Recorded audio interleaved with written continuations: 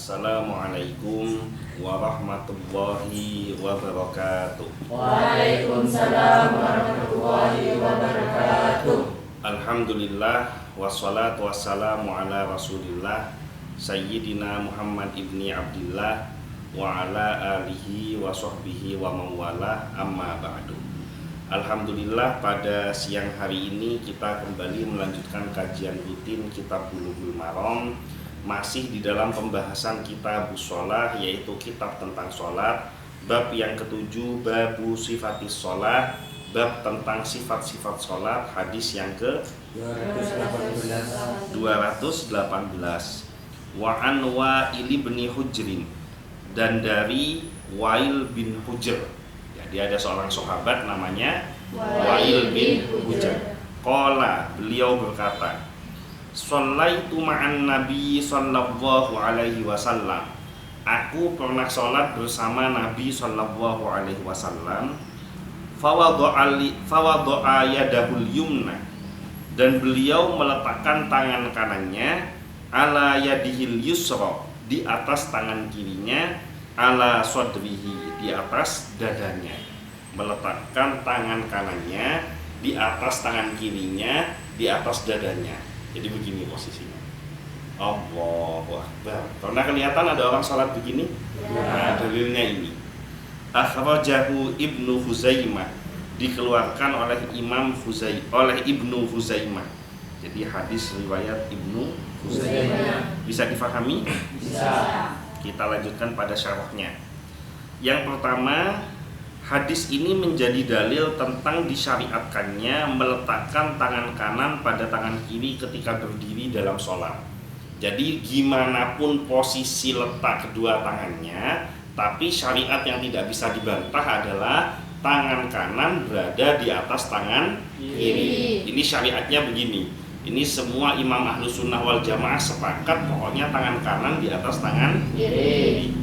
Yang kedua, meletakkan tangan kanan pada tangan kiri atau sedekap, ini adalah seseorang yang meminta atau memohon dan menundukkan diri.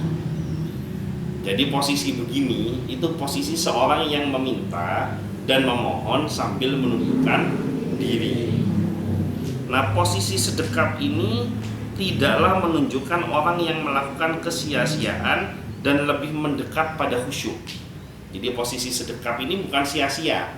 Posisi sedekap ini, satu, dia menunjukkan gestur badan sebagai orang yang sedang meminta atau memohon kepada Allah. Kemudian dengan adanya tangan yang diletakkan sedekap seperti ini, itu akan menambah kekhusyuan di dalam sholat. Hal ini berbeda jika tangan tidak sedekap saat berdiri membaca surat. Jadi rasanya itu beda. Sholat tangannya sedekap dengan gak sedekap itu nilai kekhusyuannya biasanya lebih terasa kalau tangannya sedekap. Coba kamu sholat gak usah sedekap, langsung Allahu Akbar, langsung sholat begini, Al-Fatihah baca ini rasa khusyuknya itu kurang. Tapi ketika sedekap itu perasaan khusyuknya lebih tinggi. Kemudian yang ketiga, ada beberapa hadis yang menyebutkan posisi tangan tanpa menyebutkan tempat tertentu, jadi tidak mengkhususkan pada dada saja. Jadi ada beberapa hadis yang menerangkan bahwa posisi tangan itu tidak selalu berada di dada. Contoh, dari Sahal bin Sa'ad radhiyallahu anhu, ia berkata, kanan nasu ya'muruna ayyadha ar-rajulul yadal yumna. Dahulu manusia diperintahkan untuk meletakkan tangan kanan ala dhira'ihil yusra, di atas lengan tangan kiri dalam sholatnya. Jadi dahulu manusia diperintahkan meletakkan tangan kanan di atas lengan kiri dalam sholat. Jadi posisinya begini, namanya meletakkan lengan kan begini, bukan begini tapi begini. Ada ini posisi seperti ini. Hadis lainnya menyebutkan letak sedekap itu ada di dada. Ada pula yang menyebutkan letaknya di pusar. Jadi ada yang posisinya di dada, ada yang posisinya di depan pusar. Dalam hadis disebutkan Dari Ghazwan bin Jarir Ad-Dhabi, dari bapaknya, ia berkata, Ra'aitu Aliyan, aku pernah melihat Ali radhiyallahu anhu. Ali yang dimaksud siapa? Ali bin Abi Thalib, bukan Ali di Bujur yang jual ikan ya. Jadi Ra'aitu Aliyan maksudnya aku pernah melihat Ali bin Abi Thalib. Ya tidak tahu siapa itu, saya ngarang. Nanti kamu ke pasar nyari terus yang jual ikan namanya Ali mana gitu. Aku pernah melihat Ali radhiyallahu anhu yumsiku shimalahu biyaminihi, memegang tangan kirinya dengan tangan kanannya. Yumsiku shimalahu biyaminihi, memegang tangan kanannya, tangan kirinya dengan tangan kanannya. Ala rusri, pada pergelangan tangan, fauqas surrati, lalu diletakkan di atas pusar. Jadi bukan persis di pusar, tapi di atas pusar. Fauqa itu di atas, tidak nempel. Kalau ala di atas tapi nempel. Dari Abu Juhaifah bahwa Ali radhiyallahu anhu mengatakan, as-sunnatu wad'ul kaffi 'alal kaffi fi sholati tahta surrati. Termasuk sunnah meletakkan telapak tangan pada telapak tangan dalam sholat di bawah pusar. Jadi posisi. Bentar lagi saya contohkan tiga-tiganya. Dari Qabisah bin Hulb, dari bapaknya, ia berkata, Ra'aitun Nabiyya sallallahu alaihi wasallam, aku pernah melihat Nabi sallallahu alaihi wasallam yansorifu an yaminihi wa an yasarihi, berpaling dari kanannya dan dari kirinya. Wa ra'aituhu, dan aku melihatnya, yadha'u hadhihi ala sadri, beliau ketika itu meletakkan hadhihi, maksudnya hadhihi itu tangannya ala sadri, di atas dadanya. Jadi beberapa cara sedekap. Yang pertama, yang umum, meletakkan tangan kanan pada telapak pergelangan tangan kiri atau pada lengannya. Meletakkan tangan kanan pada telapak, pada tangan kiri atau pada lengannya. Telapak, pergelangan atau lengan. Dalam hadis Wa'il bin Hujr disebutkan, thumma wada'a yadahul yumna ala dhahri kaffihil yusra wa rusghi was-sa'idi. Kemudian meletakkan telapak tangan kanan di atas punggung telapak tangan kiri, di pergelangan tangan atau di lengan tangan kiri. As-sa'id yaitu antara siku dan telapak tangan. Nah, kemudian yang kedua, tangan kanan menggenggam lengan tangan kiri, digenggam lengan tangan kirinya. Kalau yang tadi kan diletakkan, ini digenggam. Jadi posisinya begini. Dalam hadis Wa'il bin Hujr ia berkata, Ra'aitu Rasulullah sallallahu alaihi wasallam, aku pernah melihat Rasulullah sallallahu alaihi wasallam idza kana qa'iman fi sholati qabadha bi yaminihi ala shimalihi. Ketika Rasulullah sallallahu alaihi wasallam berdiri di dalam sholat, tangan kanan beliau menggenggam tangan kirinya. Cara yang dipilih dari dua alternatif di atas adalah kadang memakai yang satu dan kadang memakai yang lainnya. Dua cara meletakkan tangan kanan di atas tangan kiri. Yang pertama, di atas telapak tangan seperti ini, atau di atas pergelangan tangan seperti ini ya, pergelangan tangan, atau di atas lengan tangan seperti ini. Itu cara pertama, di atas telapak tangan atau punggung tangan, kemudian pergelangan tangan dan lengan tangan. Ini cara pertama. Cara yang kedua, tangan kanan menggenggam lengan sebelah kiri. Cara pertama satu, ini 1, 2, 3. Ini cara pertama. Atau cara kedua digenggam. Jadi seperti ini. Paham ya? Nah, kemudian letak tangan saat sedekap. Kalau tadi kan antara kanan sama kirinya. Sekarang yang kedua, letaknya ketika sedekap bagaimana? Ada beberapa pendapat di dalam hal ini. Yang pertama, sedekap di dada. Jadi seperti ini. Ini yang pertama. Ini adalah pendapat dari Imam Syafi'i dan Imam Asy-Syaukani. Pendapat yang kedua, sedekap di bawah dada di atas pusar.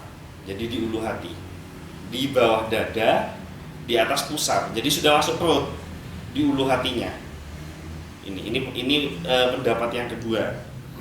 Ini adalah pendapat dalam madhab Imam Malik, Imam Syafi'i dan Imam Ahmad. Yang ketiga, sedekap di bawah pusar. Jadi di bawah pusar seperti ini. Ini kan pusarnya di bawahnya. Ini adalah madhab Imam Abu Hanifah, salah satu riwayat dari Imam Syafi'i, dan salah satu riwayat dari Imam Ahmad. Pendapat yang keempat, sedekap boleh memilih di atas pusar, di bawah pusar, atau di pusar. Ini adalah riwayat dari Imam Ahmad. Pendapat yang lebih tepat adalah bebas memilih, karena dalil tidak mempertegas posisi tangan saat sedekap. Maka boleh di atas pusar, boleh di bawah pusar, atau boleh di pusar itu sendiri. Jadi kesimpulannya ada 4 berarti. Saya contohkan kameranya. Yang pertama, posisinya di dada. Seperti ini. Jadi kalau ada orang yang seperti ini, kamu jangan ketawain, karena ada orang sholat video. Ini yang pertama. Yang kedua, di atas pusar. Yang kedua. Jadi di atas pusar, di bawah dada. Ini yang kedua. Yang ketiga, nempel sama pusar. Yang ketiga. Yang keempat, di bawah pusar. 1, 2, 3, 4. Ya. Dada antara dada dan pusar, pusar di bawah pusar. Paham ya? 4 ini ya. Pendapat yang lebih tepat adalah bebas memilih, karena nggak ada dalil yang tegas menegaskan mana posisi yang paling benar gitu. 4-4-nya ada dalilnya. Yang keempat, hadis ini menjadi dalil meletakkan tangan kanan pada tangan kiri saat berdiri dalam sholat, baik sebelum rukuk atau setelah rukuk. Dalil tidak menunjukkan perbedaan antara sebelum atau sesudah rukuk. Ketika rukuk, posisi tangan adalah diletakkan pada lutut. Saat sujud, posisi tangan adalah di lantai. Saat duduk, di antara 2 sujud, posisi tangan adalah di paha dan lutut. Sedangkan posisi berdiri tidaklah dibedakan antara sebelum dan sesudah rukuk, sehingga dihukumi sama-sama sedekap. Ibnu Muflih menyebutkan dari Imam Ahmad sebagaimana disebutkan di dalam An-Nukat 'alal Muharrar dan kitab Al-Insaf, bahwa jika mengangkat kepala dari ruku, ia boleh saja irsal, meluruskan tangan. Saat i'tidal, ia juga boleh memilih meletakkan tangan kanan pada tangan kirinya. Paham tidak maksudnya ini? Yang saya baca dari awal sampai akhir.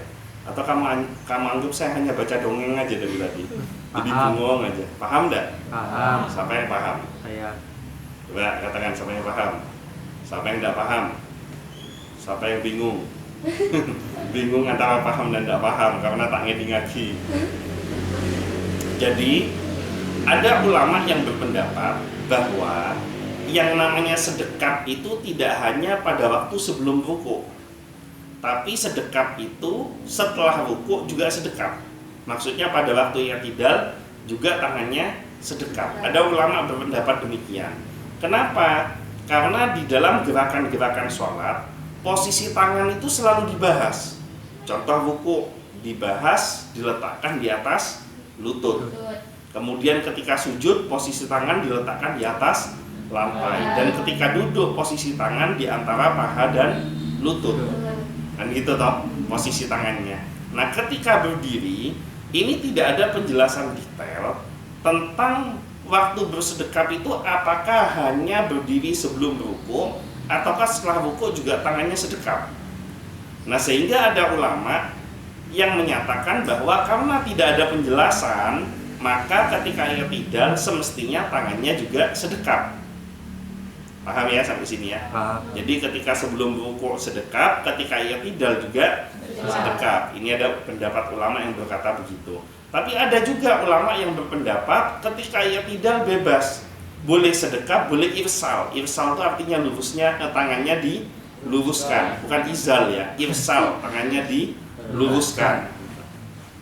Paham? Paham. Paham ya?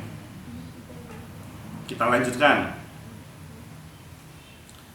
Sekarang kita membahas tentang Sedekap. sedekap. Sebentar. Sedekap ini yang betul diluruskan atau tidak. Jadi sedekap atau irsal diluruskan atau tidak. Para ulama berselisih pendapat mengenai hukum meletakkan tangan kanan di depan tangan kiri setelah bangkit dari rukuk. Jadi ulama ini ada selisih pendapat soal masalah sedekap setelah rukuk, yaitu sedekap pada waktu i'tidal. Nah, ada 3 pendapat. Yang pertama, disunnahkan sedekap. Ini yang pertama. Inilah pendapat sebagian ulama Hanafiyah, Ibnu Hajar al-Haytami dari Syafi'iyah, pilihan Ibnu Hazm, Ibnu Bas, dan Ibnu Utsaimin. Jadi pendapat pertama, sunnahnya tetap sedekap. Kemudian pendapat yang kedua, tidak disunnahkan sedekap. Pernyataan jumhur ulama dari Hanafiyah, Malikiyah, Syafi'iyah, salah satu pendapat dari Imam Ahmad. Jadi yang kedua, sunnahnya tidak sedekap. Yang pertama, sunnahnya sedekap. Yang ketiga, terserah mau sedekap atau tidak. Itu pilihan yang ketiga. Itu madhab dari Imam Ahmad. Ya kalau ulama yang ngomong gini nggak ngawur. Kalau izal yang ngomong gini bisa ngawur gitu loh. Ini kenapa? Karena merasa ada dalilnya semua. Jadi mau sedekap monggo, tidak sedekap monggo. Dalil ini jadi gini. Dalil itu ada yang sifatnya qat'i, pasti. Ada dalil yang sifatnya itu ijtihad. Ulama berijtihad dari sebuah redaksi dalil. Seperti contoh tangan yang bersedekap, ini kan tidak diterangkan sedekap tangan ini apakah murni hanya sebelum rukuk saja ataukah disertai setelah rukuk tangan tetap sedekap. Maka ulama yang pertama, kelompok pertama berpendapat karena setiap tangan diletakkan di mana selalu ada penjelasannya di dalam hadis. Ketika rukuk diletakkan di lutut, ketika sujud di lantai, kemudian ketika duduk tangan di atas paha. Nah maka ketika di dalam hadis hanya ada redaksi tangan itu dalam kondisi sedekap ketika berdiri, maka berdiri yang sebelum rukuk atau setelah rukuk dua-duanya tetap disunahkan sedekap. Itu pendapat pertama. Bisa diterima atau enggak pendapat ini? Bisa ya. Karena nggak ada perintah ketika i'tidal suruh sedekap atau diluruskan, itu tidak ada. Jadi mengacu kepada ketika qa'iman wadha'a yadahul yumna 'alal yusra. Ketika berdiri tangan kanan diletakkan di atas tangan kiri. Nah, ini posisinya pas apa kan gitu. Maka pendapat pertama pokoknya berdiri mau sebelum rukuk atau i'tidal sama-sama meletakkan tangan kanan di atas tangan kiri. Nah, pendapat yang kedua, karena redaksi katanya udah jelas kalau pendapat yang kedua. Coba contohnya seperti hadis yang ini. Shallaitu ma'an Nabi sallallahu alaihi wasallam. Aku pernah sholat bersama Nabi sallallahu alaihi wasallam. Fa wada'a yadahul yumna ala yadihil yusra ala sadri. Maka Rasulullah meletakkan tangan kanannya di atas tangan kirinya di atas dadanya. Nah, kira-kira yang diceritakan oleh Wa'il bin Hujr ini kira-kira kemungkinan gerakan pertama atau gerakan terakhir dari Rasulullah. Orang kalau cerita itu kecenderungan cerita awalnya dulu atau cerita akhirnya dulu? Pasti awalnya dulu.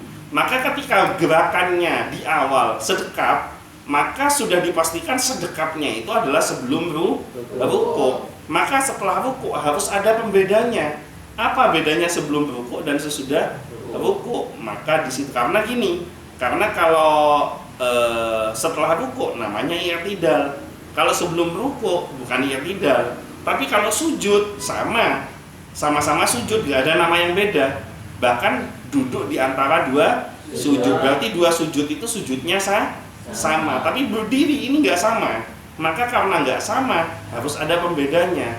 Jadi kalau di awal yang takbiratul ihram yang membaca surat Al-Fatihah itu sedekap, maka kalau nggak ada Al-Fatihahnya artinya bangkit setelah rukuk itu irsal, diluruskan. Bisa diterima nggak pendapat ini? Bisa. Bisa ya. Jadi kedua-duanya sama-sama punya pandangan yang tepat dan bisa diterima secara nalar. Maka monggo, mau pakai yang pertama silahkan, mau pakai yang kedua silahkan, atau pilih pendapat yang ketiga. Kadang sedekat, kadang tidak. Yang penting jangan di dalam satu sholat. Jadi kalau di sholat itu kamu sudah sedekat, ya sedekat terus sampai selesai. Tapi kalau di dalam sholat itu kamu sudah nggak sedekat, maka nggak sedekat terus. Oke, selanjutnya i'tidal. Itu tadi yang saya sampaikan, 3 cara sedekat itu ada rujukan bukunya. Nama bukunya Mulakhshah Fiqhul Ibadah. Mulakhshah Fiqhul Ibadah. Oke, saya lanjutkan. I'tidal secara bahasa berarti istiqomah. Apa? Istiqomah. Apa istiqomah itu? Rutin, teratur. Rutin, terus menerus. Secara syar'i, i'tidal adalah kembalinya orang yang rukuk menuju gerakan sebelum rukuknya. Kembalinya orang yang rukuk menuju gerakan sebelum rukuk. Sebelum rukuk gerakannya apa? Berdiri. Maka i'tidal itu artinya, atau i'tidal itu artinya gerakan orang yang rukuk. Setelah rukuk dia bangkit menuju gerakan yang sama seperti sebelum rukuk, yaitu berdiri. Nah, tetapi yang jadi perdebatan bukan berdirinya, tapi tangannya ini ada di mana? Ada di sedekat atau diluruskan. Jadi itu kenapa akhirnya terjadi pembahasan tentang letak tangan ini yang betul posisinya di mana pada waktu i'tidal. Nah, demikian disebutkan di dalam kitab Nailur Roja halaman 220. Ada pertanyaan sampai sini? Nggak ada. Mudah-mudahan semuanya sehat, panjang umur, semua impian dan cita-citanya tercapai, mendapatkan syafaat dari Nabi Muhammad SAW. Al-Fatihah. Ar-Rahmanir-Rahim. Maliki Ihdinas siratal mustaqim, siratal ladzina. Sekian dari saya, kurang lebihnya mohon maaf. Wallahul muwaffiq ila aqwamit thoriq, wabillahi taufiq wal hidayah. Wassalamualaikum warahmatullahi wabarakatuh.